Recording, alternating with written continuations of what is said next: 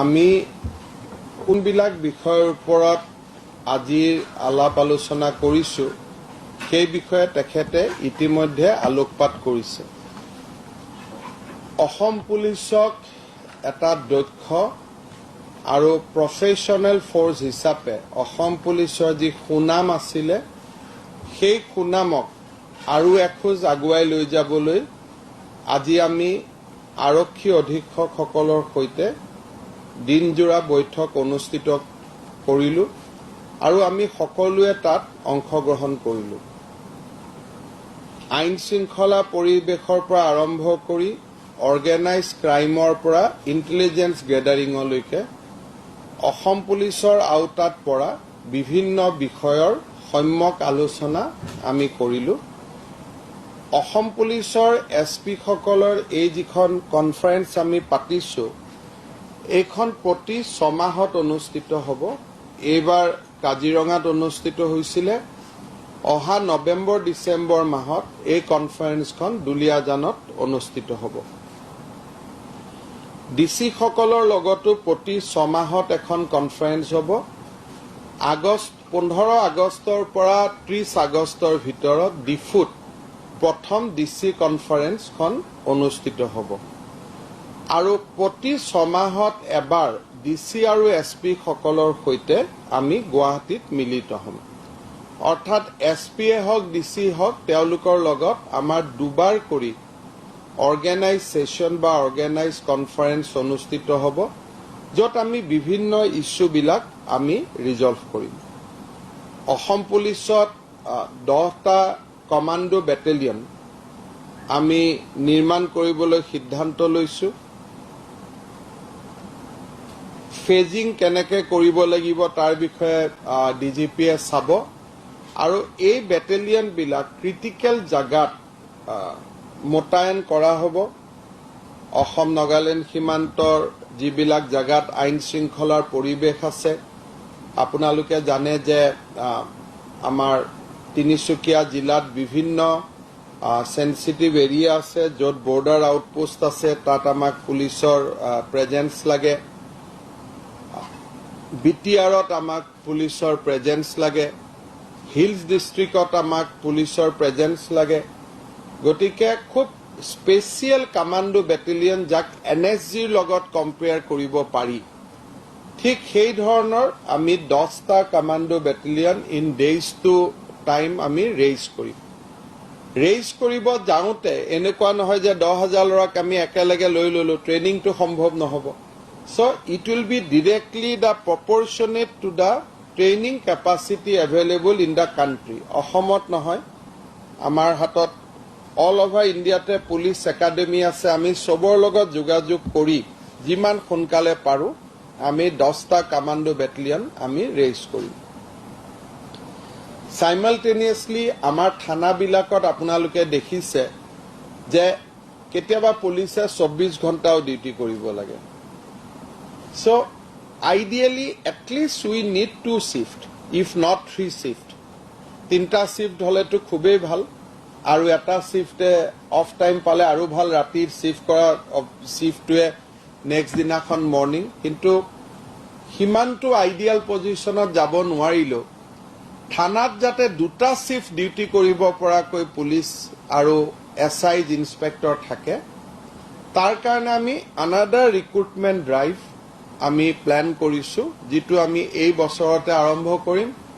And all this will be under that 1 lakh job scheme য'ত আমি 1 লাখ চৰকাৰী চাকৰি দিম বুলি কৈছিলোঁ। That will be part of this. So' গোটেই ৰিপৰ্টটো যেতিয়া আপোনালোকে পাব তেতিয়া গম পাব যে পুলিচত কিমান হ'ব, এডুকেশ্যনত কিমান হ'ব। বাট এজ অফ নাও পুলিচত আমাৰ ফ'কাছ আছে পেণ্ডিং কেছ কমপ্লিট কৰিবৰ কাৰণে সাব ইন্সপেক্টৰ, 10টা কমাণ্ডো বেটেলিয়ন আৰু 2টা চিফ থানা চলাবৰ কাৰণে এডিশ্যনেল মেন পাৱাৰ। ইয়াৰ ভিতৰত আমি চাই ল'ম যে 1 লাখত আমি কিমান দিব পাৰোঁ। But those will be our goal and will try to achieve that goal. 7টা নতুন FSL লেব আমি কৰিব খুজিছোঁ। এতিয়া আপোনালোকে দেখিছে যে আমি ড্ৰাগছৰ কেছ কৰিছোঁ, লাষ্টত 467টা মানুহ এৰেষ্ট হৈছে। কিন্তু গোটেইকেইটা কেছ চাৰ্জশ্বিট দিবৰ কাৰণে ফৰেনচিক ৰিপৰ্ট লাগে ফৰেনচিক লেব হৈছে এটা সময়ত ৰিপৰ্ট নাহেতো মানুহে বেল পাই যায় গতিকে আমি অহা 6 মাহত 7টা নতুন ফৰেনচিক লেব আমি অসমত স্থাপন কৰিবলৈ সিদ্ধান্ত লৈছো so that will be another step towards the modernization or giving lot of strength to the Assam police এইটো এটা ডাঙৰ কাম কৰিব আজি আমি এটা ডাঙৰ সিদ্ধান্ত লৈছো আৰু মই ভাবো মইতো আজি বহুত দিনৰ পৰাই ডিসিশনটোৰ কাৰণে ৰখি আছিলো বাট I did not got the opportunity earlier কাৰণ মই কেতিয়াও হোম গৃহ বিভাগ চোৱা নাছিলো আপোনালোকে যদি এভাৰেজ অসমত থকা বেটেলিয়নৰ পুলিচ বিলাকক চাই তেওঁলোক ঘৰত যাব সুবিধা নাপায় এক্সট্ৰা অৰ্ডিনাৰী লিভ এটা তেওঁলোকে পায় কিন্তু তেওঁলোকে সেই লিভ খিনি এই কাৰণে নলয় যে ৰিটায়াৰমেন্টৰ সময়ত they can encash those as extraordinary leave আৰু যদি 12 মাহ এক্সট্ৰা অৰ্ডিনাৰী লিভ এনকেজ কৰি লয় ৰিটায়াৰমেন্টৰ সময়ত দে গেটছ এডিশনেল 2-3 লাখ টকা তেওঁলোকে পায় সেইকাৰণে বেটেলিয়নৰ সিপাহী সকলে সুবিধা থকা সত্ত্বেও ইউএল নলয় ভাবে ৰিটায়াৰমেন্টৰ সময়ত এটো কাম আহিব আৰু এজ এ ৰিজাল্ট বছৰটো তেওঁলোকে ঘৰত যাব সুবিধা নাপায় কেজুৱেল লিভ থকা কেইটাত ঘৰত যায় নহলে না যায় so we are going to give 1 month holiday এক মাহ holiday আমি বেটেলিয়নৰ অল সিপাহীক আমি গিফট হিচাপে দিম without adjusting that to the UL extraordinary লিভৰ লগত আমি তেওঁলোকক এডজাস্ট নকৰো এক মাহ তেওঁলোকে দেউতাক মাকৰ লগত থাকক পৰিবাৰৰ লগত থাকক লৰা ছোৱালীৰ লগত থাকক মেট্ৰিক পৰীক্ষাৰ আগতে লৰা ছোৱালীৰ লগত থাকক লৰা মাক দেউতাকৰ বেমাৰৰ সময়ত দেউতাকৰ লগত থাকক সো এক মাহ আমি লিভ কৰিম আৰু এটা আমি কম্পালসৰি লিভ কম কোনবাই নাযাও বুলি কলেও আমি কম তই ঘৰত যা দেউতা আমাৰ লগত থাক গৈ এক মাহ সো অল বেটেলিয়নত police people because they live in a battalion setup দেউতাক মাকৰ পৰা দূৰত থাকে ঘৈণীয়েক লৰা ছোৱালীৰ পৰা দূৰত থাকে সো এমাহ আমি তেওঁলোকক লিভ দিম except those যাৰ ফ্যামিলি বেটেলিয়নতে কোৱাৰ্টাৰত আছে ইয়াৰ যাব কতো নাই of course they will not get it so proper SOP এটা আমি বনাম যাৰ বেটেলিয়নতে আছে গিৰিয়েক ঘৈণীয়েক একেলগে বেটেলিয়নত আছে এটো এটা বহুত দৰকাৰী নহব বাট আদাৰৱাইজ আমি এমাহ অসম পুলিচৰ বেটেলিয়ন সকলৰ বাবে কৰ্মৰত পুলিচৰ বাবে আমি এমাহ তেওঁলোকক ছুটি দিম without adjusting that to their EOL.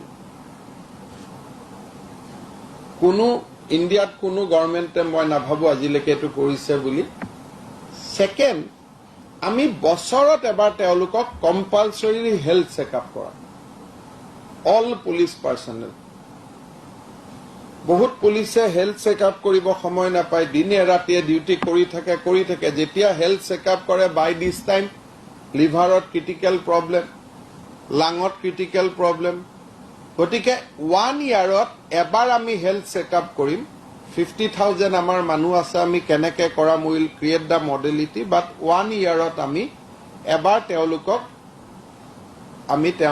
হেলথটো checkup কৰিম হেতু আমি এটা ডিসিশন লৈছো এই ধৰণে আৰু কেবাটাও অপাৰেশনাল এসপেক্ট আমি ডিল কৰিছো অসমত যাতে ড্ৰাগ ট্ৰেনজিট হ'ব নোৱাৰে অসমতো ড্ৰাগছ বিক্ৰী কৰা বাদ দিয়ক যাতে ড্ৰাগছৰ ট্ৰেনজিট ৰোড হিচাপে অসম থাকিব নোৱাৰে সেই কাৰণে ডেডিকেটেডলি কাম কৰাৰ বাবে উই হ্যাভ টেকেন ৰিজলভ কি আমি কাম কৰিম যাতে neither Assam will be available as a transit road consumption তো বাদ দিয়ক নট পসিবল সো আমি সেই ধৰণে কাম কৰিম অহাকালি মই আপোনালোকক কম যে আমি কিমান এচিভমেন্ট পাইছো যোৱা এটা বছৰত এটা মাহত but this is what we have resolve গৰুৰ চোৰাং বেপাৰ অসমত একদম নহব বেংগলৰ পৰা অসমত গৰু সোমাব নোৱাৰে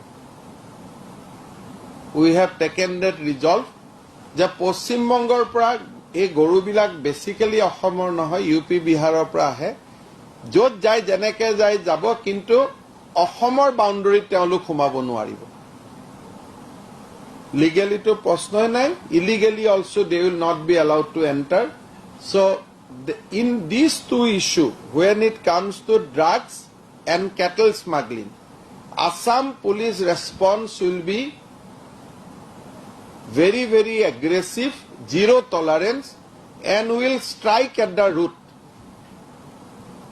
আমি কোনোবাই আনিবৰ কাৰণে ৰখি নাথাকো, আনাৰ প্লেনিং কৰিছে বুলি গম পালে উইল ষ্ট্ৰাইক। আনাটোৰো দূৰৰ কথা, আনাৰ আগতে will strike. So that is what we have taken a vow, we will walk that direction, and I am sure that under the leadership of our DGP Sri Mohanta and Special DGP Sri Singh, we will be able to achieve this objective. এই ধৰণে আমি দিনটোত আজি কথা বতৰা পাতিলো। আপোনালোকৰ যদি কিবা সুধিব লগা আছে সুধিব পাৰে।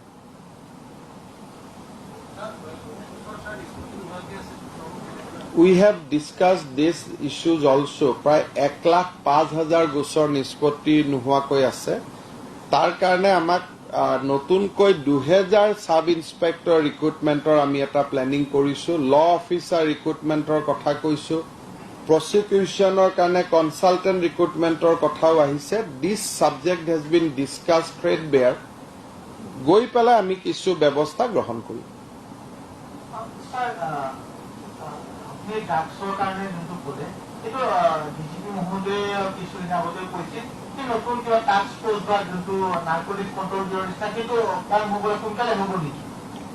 বৰ্তমান এছপি সকলক দায়িত্ব দিয়া হৈছে নিজৰ জিলাত যাতে ড্ৰাগছ নোসোমায়। বাকি ওপৰত কি ইনষ্টিটিউট হ'ব হৈ থাকিব, কিন্তু এছপি সকলৰ it is their duty to see and supervise যাতে নিজৰ জিলাত কোনেও ড্ৰাগছ নাপায় আৰু নিজৰ জিলাৰ বাউণ্ডৰী দি যাতে বেলেগ জিলালৈকে যাব নোৱাৰে।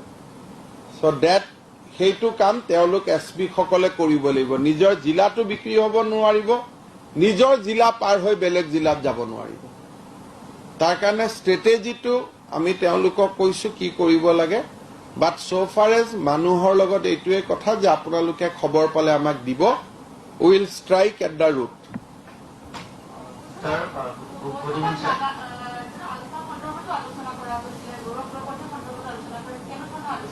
চক কথাটো হ'ল যে আলফাৰ ক্ষেত্ৰত আমিতো চিন্তা কৰিছো যে এনেকুৱা এটা ভাল দিন আহিব যে আলাপ আলোচনাৰ মাজেৰে আমি 5টা বছৰত এই সমস্যাৰ সমাধান কৰিব পাৰিম। চ' এই কথাবিলাক আমি আলোচনা কৰিছো। মই আশা কৰিছো যে জুলাই মাহত কেন্দ্ৰীয় গৃহমন্ত্ৰী অমিত শ্বাহ ডাঙৰীয়া যেতিয়া অসমলৈ আহিব তেতিয়া এই বিষয়খিনি আমি আৰু অধিক খৰচি মাৰি আমি আলোচনা কৰিব পাৰিম।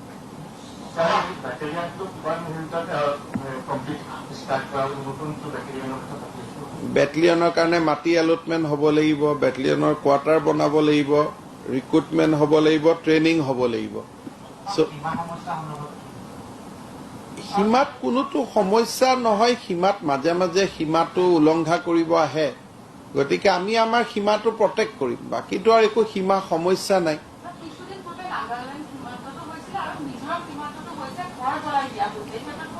চক এই ক্ষেত্ৰত আপোনালোকে দেখিব আমি কি কৰিম, কিন্তু মোৰ কথাটো হ'ল যে অসম নাগালেণ্ডৰ সীমান্ত য'ত আছে তাতে আছে। সুপ্ৰিম কোৰ্টে কৈছে যে ষ্টেটাছ কো মেইনটেইন। সীমা সমস্যাটো নাই, সীমা উলংঘনৰ কথাহে আছে। চ' উইল হেণ্ডেল ডেট। অসম আৰক্ষীৰ আজি যিখিনি বৈঠকৰ সকলো কাৰণে ভাল হৈছে, কিন্তু এজন প্ৰাক্তন সাংসদ ৰমন ডেকা আৰু আজিও যোৰহাটৰ সাংসদ আছে ৰাজ্যসভাৰ, অসম আৰক্ষীৰ ক্ষেত্ৰত তেওঁ প্ৰশ্ন কৰিছে যে বহু আৰক্ষীৰ দুৰ্নীতিত আছে। চক আমিতো ৰাজনীতি কৰা মানুহবিলাকো দুৰ্নীতিত আছো। গতিকে এইবিলাক কথা মই ভাবো যে কোনোবা এজন এছপিৰ বিৰুদ্ধে অভিযোগ দিলে সেইটো তদন্তৰ নিয়ম আছে। যেনেকে ৰাজনীতি কৰা ব্যক্তিৰ ওপৰত অভিযোগ দিলেও তদন্ত কৰা নিয়ম আছে, সাংবাদিকৰ ওপৰত দিলেও তদন্ত কৰা নিয়ম আছে। গতিকে কোনোবাই যদি অভিযোগ দিয়ে পেপাৰত বিবৃতি নহয়, কাৰণ অভিযোগ দিয়া মানুহজনে অভিযোগটো সাষ্টেইন কৰিবৰ কাৰণেও সাহস থাকিব লাগিব।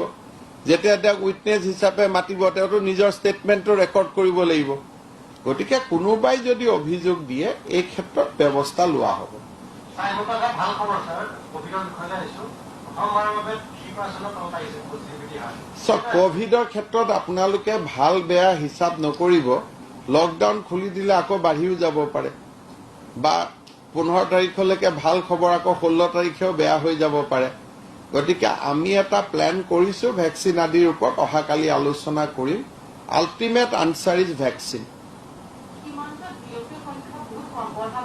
সব গম পাব লাহে লাহে আৰু অসমে নিজৰ সীমা সুৰক্ষিত কৰিব মই ইমানে ক'ব পাৰো তাতকৈ বেছি ইলাবোৰেশ্যন নালাগে বাট অসমে আমাৰ ৰাজ্যবিলাকৰ লগত উই ওৱান friendship we want to live in a spirit of seven sister আৰু সেইকাৰণে মই ভাবো আমিও মিজোৰামক দুৰ্বল বুলি ভাবিব নালাগে আৰু মিজোৰামেও অসমক দুৰ্বল বুলি ভাবিব নালাগে so in that spirit will work sir এই ক্ষেত্ৰত ইনফ্ৰাষ্ট্ৰাকচাৰৰ কথা কিছু সময় বিৰোধী ভাগত মহোদয়ে কৈছে যে ইনফ্ৰাষ্ট্ৰাকচাৰৰ ক্ষেত্ৰতো কোৱা হৈছে যে এতিয়া নতুনকৈ 76খন মৈত্ৰী আণ্ডাৰত থানা আকৌ নতুনকৈ আৰম্ভ হৈছে এই ক্ষেত্ৰত বেলেগ সমূহৰ কথা সদায় লাহে লাহে 5 বছৰৰ পিছত আমিতো আজি আলোচনাবোৰ আৰম্ভ কৰিছো মই ভাবো যে 5 বছৰৰ পিছত অসম আৰক্ষীয়ে বহুখিনি সুবিধা লাভ কৰিব বহুত কাম হ'ব কিন্তু 1 লাখ যদি কনিষ্টেবল থাকে 1 লাখৰ হাউচিংটো পসিবল নহয় কাৰণ আমিতো ডেভেলপমেণ্টতো টকা খৰচ কৰিব লাগিব গতিকে সুষম বিকাশ সকলো ডিপাৰ্টমেণ্টক আগুৱাই লৈ যোৱাৰ কাৰণে বেলেন্স ডেভেলপমেণ্ট এটা আমি ট্ৰাই কৰিম ধন্যবাদ